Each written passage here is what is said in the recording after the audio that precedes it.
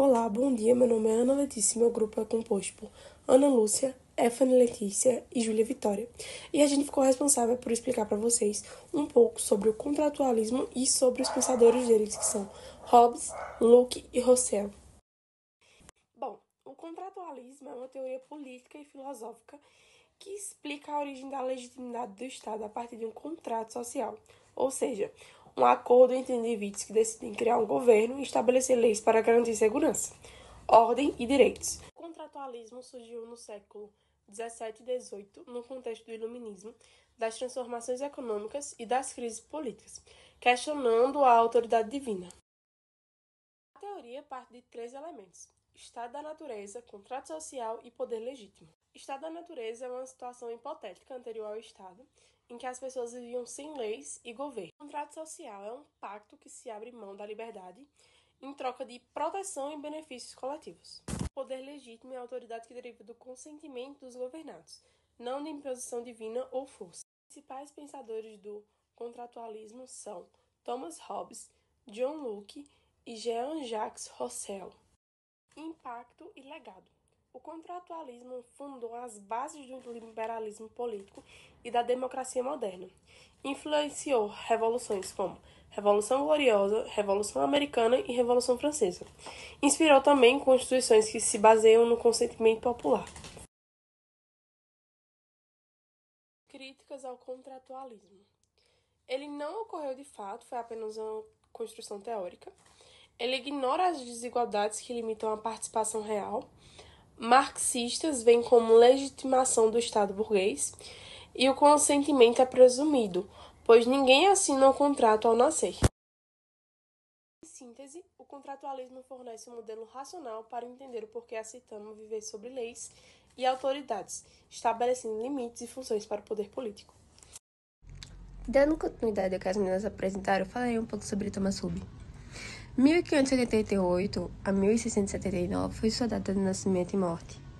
Foi um filósofo inglês fundamental para um pensamento político moderno, conhecido por sua visão realista e até pessimista da natureza humana. Ele viveu em um período de extensa instabilidade, que foi a Guerra Civil Inglesa, o que influenciou profundamente nas suas ideias. Sua obra mais famosa foi Leviatã, em 1651, apresentando a tese de que, o estado da natureza, isto é, antes da sociedade organizada, os humanos viviam em um cenário de competição, medo, insegurança, levando a uma guerra de todos contra todos, onde a vida seria solitária, pobre, sordia, brutal e curta. Para evitar esse caos, Hobbes propôs que as pessoas estabelecessem um contrato social, abririam mão de parte da sua liberdade em troca de segurança, entregando o poder a uma autoridade de soberana forte.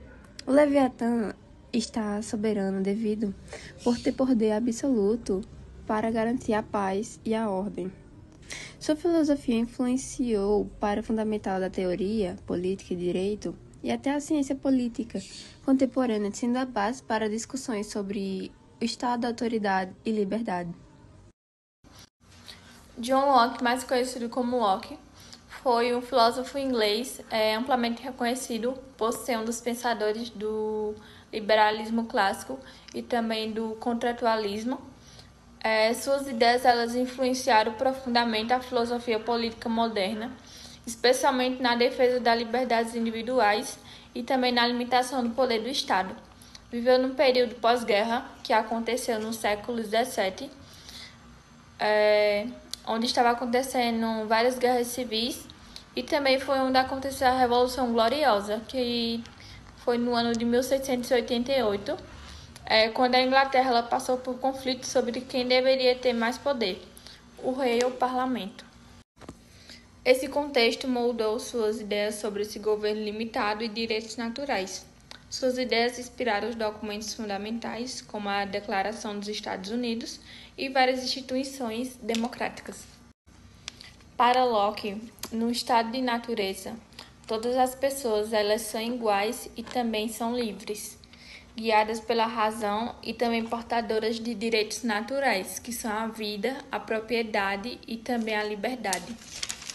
Não era um cenário de caos absoluto como em Hobbes, mas havia insegurança, não existia juiz imparcial, nem força suficiente para garantir que todos respeitassem os direitos alheios. O problema central é mesmo que a maioria fosse pacífica, alguns violam os direitos.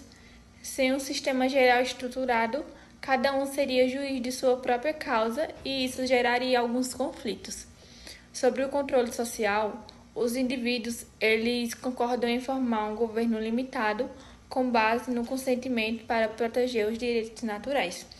Esse governo ele deve ser representativo, então o povo que tem que eleger.